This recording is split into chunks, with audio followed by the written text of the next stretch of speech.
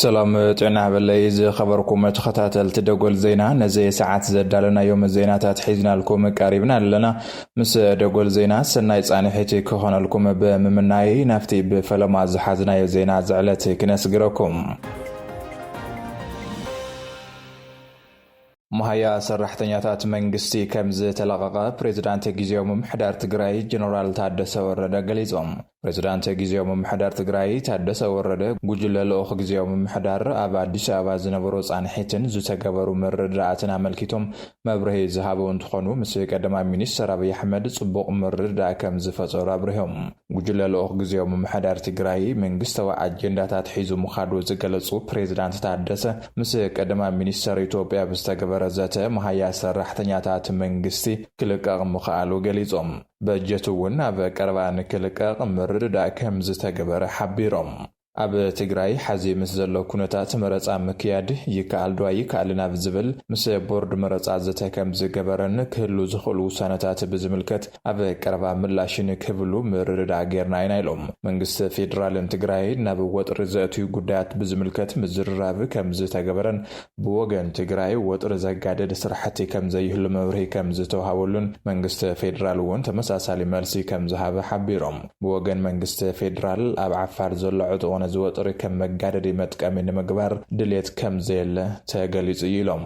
ውሽጣዊ ፖለቲካዊ ጉዳይ ብዘተን ምርድዳእን ክፍታሕ ድሌት መንግስቲ ፌደራል እውን ምዃኑ ከም ዝተገለጸ ሓቢሮም ልቓሕ ማሕበረሰብ ንግድን ኣብ ምምላስ ወለዱን ዘሎ ጉዳይ ኣካል ዘተ ዝተገበረሉ ጉዳይ ምዃኑ ዝገለጹ እቶም ፕሬዝዳንት ሕብረተሰብ ብዝተፈጠረ ስጋት ካብ ባንኪ ዝወፃ ቅርሺ ጸገማት ዘጋደድ ብምዃኑ ናብ ባንኪ ንክምለስ ከም ዝስርሐን ክሳብ ሽዑ ብሄራዊ ባንክ ነዚ ዘረጋግእ ገንዘብ ክለቅቕ ምርድዳእ ከም ዝተገበረውን ፕሬዝዳንት ታደሰ ሓቢሮም ምስ ሃገራዊ ምክክር ኮሚሽን እውን ትግራይ ምስ ኩናት ስዒቦም ዝመጹ ብርክት ዝበሉ ምላሽ ዘይረኸቡ ጸገማት ምዝራብ ከም ዝተገበረን ሓበራዊ ትልሚ ወጽኡ ኣብ ትግራይ እውን ዝቕጽለሉ ኩነታት ንክፍጠር ምርድዳእ ከም ዝተገበረ ረድዮም እዞም ምርድዳእት ኣካል ኩናት ንምትራፍ ዝግበሩ ዘለው ምንቅስቃሳት ምዃኖም ዝገለጹ ፕሬዝዳንት ታደሰ ቅድሚ ሓዚ ዝነበሩ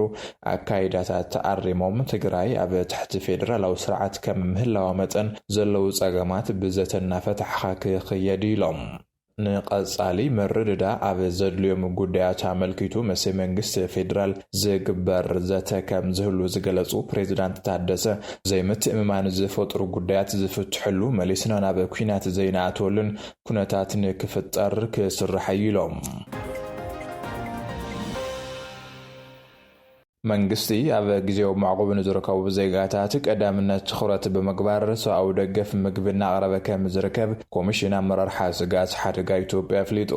ኣብ ክልል ትግራይ ዞባ ሰሜን ምዕራብ ወረዳ ስገደ ኣብ ጊዜው ማዕቆብ ሕጻጽ ንዝርከቡ ተመዛበልቲ እውን ዝተማልአን ዘይተቆራረጸን ሰብኣዊ ደገፍ ምግቢ እናተገበረሎም ከም ዝርከብ እቲ ኮሚሽን ገሊጹ ንተመዛበልቲ ደገፍ እናተገበረሎም ኣይኮነን ዝብል ሓበሬታ እውን ዝተሰሓሓተ ከም ዝኾነ ሓቢሩ ኮሚሽን ኣመራርሓ ስጋት ሓደጋ ኢትዮጵያ ኣብ ክልል ትግራይ ዞባ ሰሜን ምዕራብ ወረዳ ስገደ ኣብ ጊዜው ማዕቆብ ሕጻጽ ንዝርከቡ ተመዛበልቲ ዝግበር ሰብኣዊ ደገፍ ኣመልኪቱ መግለጺ ሂቡ እቲ ኮሚሽን መንግስቲ ኣብ ጊዜው ማዕቆብ ዝርከቡ ዜጋታት ቀዳምነት ትኹረት ብምግባር ሰብኣዊ ደገፍ ምግቢ እናቕረበ ከም ዝርከብ ሓቢሩ ይኹን እምበር ብዝተፈላለዩ ማሕበራዊ ሚድያታት ኣብ ጊዜው ማዕቆብ ሕጻጽ ዝርከቡ ዜጋታትና ሰብኣዊ ደገፍ ከም ዘይበጽሖም ዝገልጽ ዝተሰሓሓተ ሓበሬታን ሓፈሻዊ ኩነታት እቲ ማዕቆብ ተመዛበልቲ ዘይገልጽን ኮይኑ ከም ዝረኸቡ ኣፍሊጡ ሰብኣዊ ደገፍ ብዝምልከት ብስሩዕ ዓመት ሙሉእ ደገፍ ንዘድልዮም ምግቢ ከይተቆራረጸና ተዋሃበ ከም ዝርከብ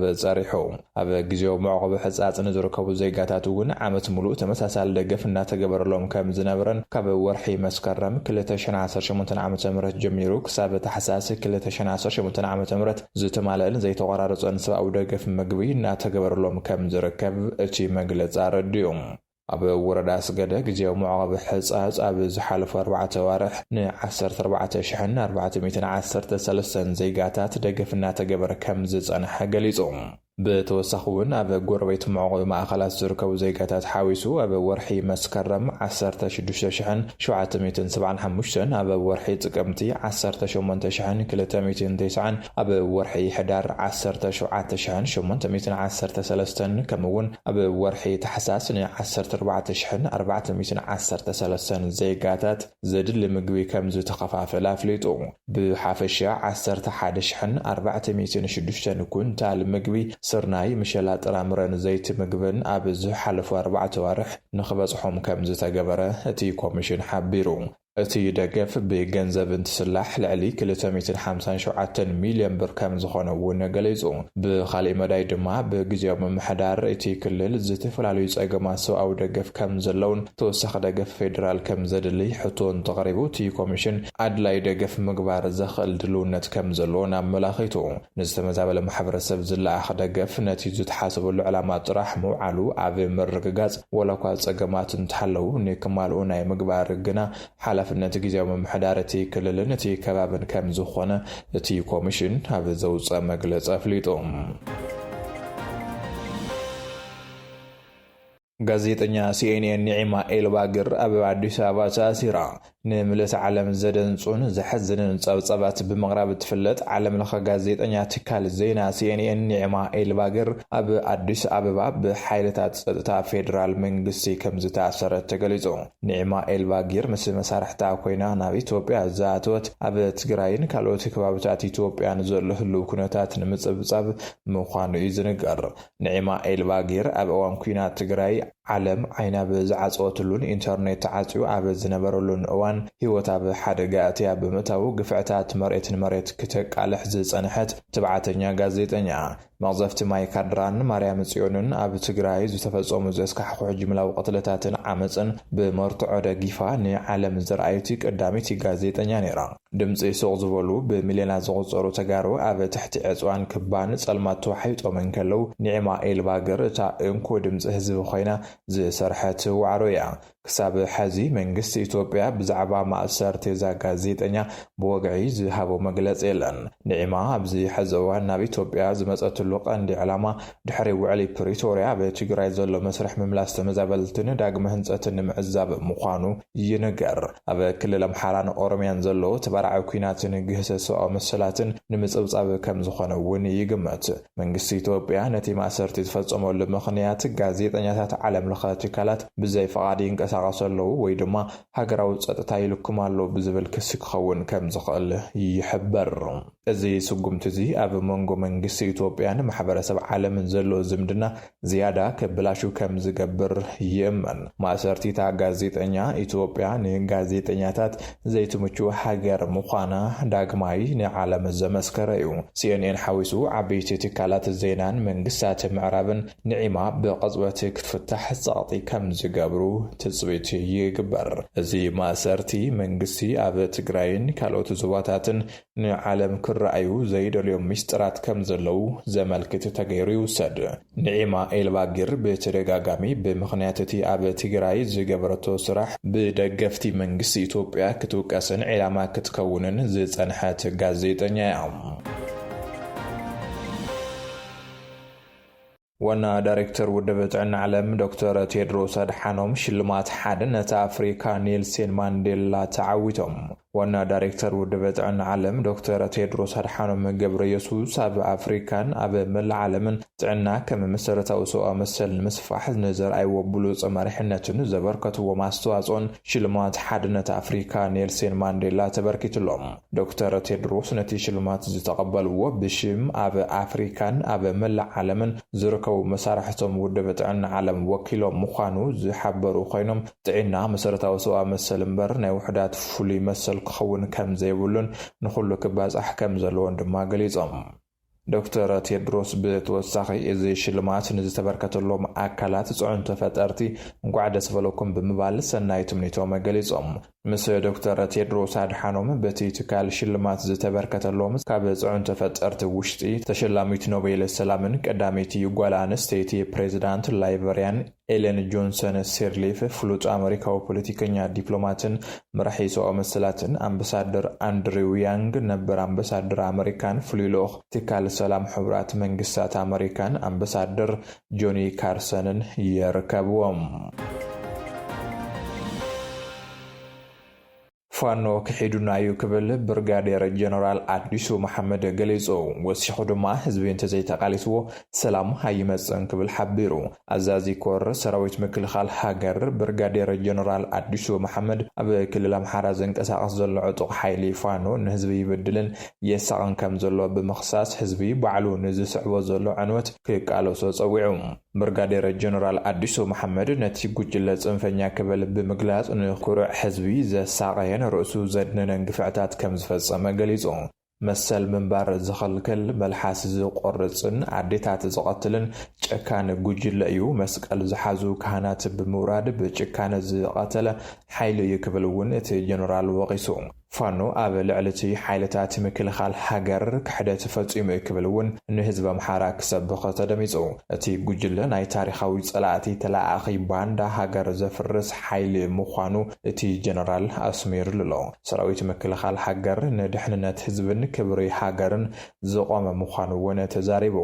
ሰላም ክመጽእ እንተኾይኑ ህዝቢ ንፋኖ ክቃለሶ ከም ዝግባእ ብምሕባር ኣባላት እቲ ጉጅለ ብሰላም ናብ ሕብረተሰብ ክምለሱ ምምካርን ምግሳጽን ምኽሪ ዘይሰምዑን ሰላም ዝኣበዩን ግና ሕሊፍካ ንመንግስቲ ምሃብ ከም ዘድሊ ገሊጾም። እዚ መግለጽ እዚ ብ10 ሚእታዊት ሓይሊ ጥራሕና ንዋጋእ ዘለና ዝተረፈ ናይ ምዕራይ ስራሕ እዩ ክብሉ ካብ ዝነበሩ መራሕቲ ኩናት ወገን ዝመጽእ ኮይኑ ሕዚ ግና ህዝቢ እንተዘይተቃሊስዎ ክንዕወት ኣይንኽእልን ዝብል ትሕዝቶ ዘለዎ ሓሳብ መቕራቦም ኣብ መሬት ዘሎ ሓቂ ንህዝቢ ንምርዳእ ዝተገበረ ሙከራ ከም ዝኾነ ተገሊጹሎም። ኣብ የመን ዝዓበየ ስምምዕ ምልውዋጥ ሱራት ተኻይዱ። ኣብ የመን ኣብ መንጎ ሕቱን ብስዑድ ዓረብ ዝድገፍ መንግስቲ የመንን ሰፊሕ ምልውዋጥ ሱራትን ምክያድ ኣብ ሓዱሽ ስምምዕ ከም ዝበጽሑ CNN ሓቢሩ። እቲ ስምምዕ ነቲ ግጭት ደው ንምባል ኣብ ዝካየድ ዘሎ ጻዕርታት ርኡይ ሰብኣዊ ስጉምቲ ምዃኑ ተገሊጹ። ሓላፊ ሃገራዊ ኮሚቴ ጉዳያት እሱራት ሕቲ ዓብደልቃዲር ሓሰን የሐያ አልሙርዳታ ብ23 ታሕሳስ ኣብ ዝሃቦ መግለጺ እቲ ስምምዕ 1700 እሱራት ሕቱን 1200 እሱራት መንግስትን ምፍታሕ ዘጠቓልል ኮይኑ ካብዚኦም 7 ዜጋታት ስዑድ ዓረብን 23 ሱዳናውያንን ከም ዝርከብዎ መግለጹ። አምባሳደር ስዑድ ዓረብ ኣብ የመን መሐመድ አልጃቢር እቲ ስምምዕ ኣብ ትሕቲ ቁጥጥር ፍሉይ ሕብራት ሃገራት ኣብ የመንን ኣህጉራዊ ኮሚቴ ቀይሕ መስቀልን ከም ዝተኸተመ ገሊጹ። አልጃቢር ኣብ ኤክስ ኣብ ዘስፈሮ ጽሑፍ እቲ ስምምዕ ኣገዳሲ ስጉምትን ምትእምማንን ዝፈጥር ምዃኑ ገሊጹ። ብጽሕፈት ፍሉይ ሕብራት ሃገራት ኣብ ዘውፅአ መግለጺ እቲ ስምምዕ ኣብ መዛዘሚ 12 መዓልትታት ኣኼባ ኣብ ከተማ ሞስኳት ኦማን ከም ዝተበጽሐ ሓቢሩ። ፍሉይ ሕብራት ሃገራት ሃንስ ጉሩንድበርግ እቲ ስምምዕ ኣብ መላእ የመን ዝርከቡ ሱራትን ስድራ ቤታቶምን ሰቓይ ከቃልል ተስፋ ዝገብር ኣውንታዊ ትርጉም ዘለዎ ስጉምቲ ክብል ንኢዱ። እቲ ዝተበጽሐ ስምምዕ ክሳብ ሕጂ ኣብ መንጎ ክልቲኦም ወገናት ዝዓበየ ምልውዋጥ ሱራት ክኸውን እዩ። ኣብ ወርሒ ጥቅምቲ 2020 ኣብ ስዊዘርላንድ ብውድብ ሕብራት ሃገራት ዝድገፍ ዝርርብ ስዒቡ ልዕሊ 1000 ሱራት ተፈትሕ ብምባሮም ዝዝከር እዩ። ኣብ ሚያዝያ 2023 እውን ብኣህጉራዊ ኮሚቴ ቀይሕ መስቀል ዝተኻየደ ካሊእ ዓብዪ ምልውዋጥ 973 ሱራት ክፍትሑ ኽኢሎም ነይሮም። ኣብ ግጭት የመን ኣስታት 377,000 ሰባት ከም ዝሞቱ ውድብ ልምዓት ሕብራት ሃገራት ኣብ 2021 ዘውፅኦ ጸብጻብ የመላኽት። እምበር ከሰፍትዋት ተኸታተልቲ መደብ ደጎል ዜና ነዚ ሰዓት ዘዳለናዮም ዜናታት ነዞም ክትከታተልዎም ዝጸናሕኹም ይመስሉ ነይሮም። ኣብ ቀጻሊ ብኻልኦት ዓበይቲ ዛዕባታት ክሳብ ንራኸብ ሰናይ ንዓኹም ሰላም።